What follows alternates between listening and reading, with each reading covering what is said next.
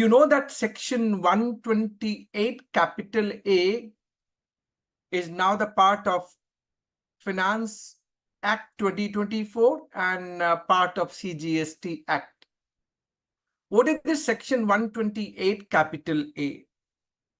It is providing complete waiver of interest or penalty or both together for 3 initial financial year, 17-18, 18-19, and 19-20.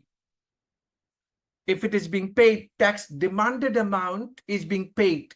And the 3 categories they have created, which are covered for section 128 capital A, that so-cause notice is being issued under section 73 non-fraud case and original order is not being passed.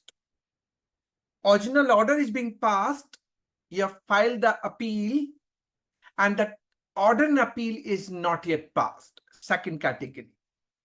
Third category, order in appeal is being passed by first Appellate Authority and you are supposed to file appeal before GST Appellate Tribunal, which is not yet formed. All 3 category cases are being covered.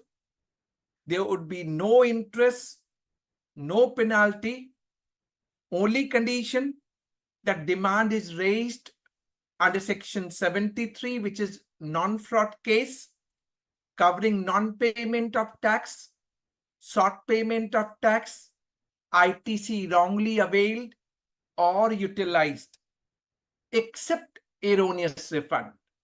And these 3 categories are being covered. As per section 128 capital A, the point was that demanded tax amount must be paid by a date to be notified. And now GST Council has recommended that date would be 31st March 2025.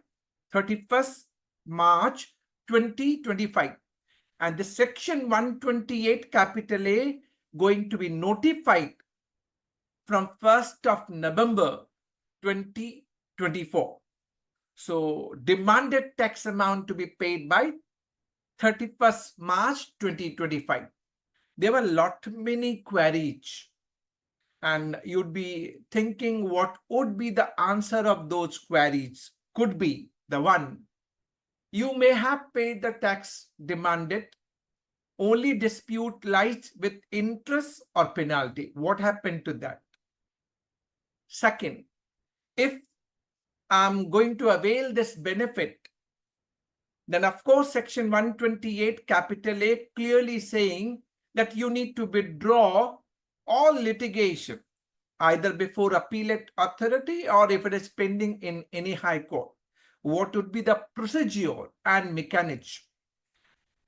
Third question could be, and there are so many, I'm just creating for sake of an example, that what happened if any demand is being raised under section 74, which is fraud case. Of course, section 128 capital A permitting that if such demanded amount under section 74 is being sent back to the proper officer to consider under section 73, either by High Court or Appellate Authority, those cases are being covered.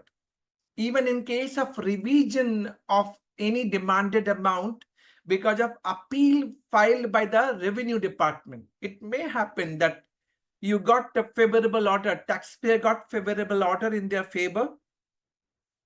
Revenue has filed appeal against such order and that is pending. Whether that is covered? Yes, covered.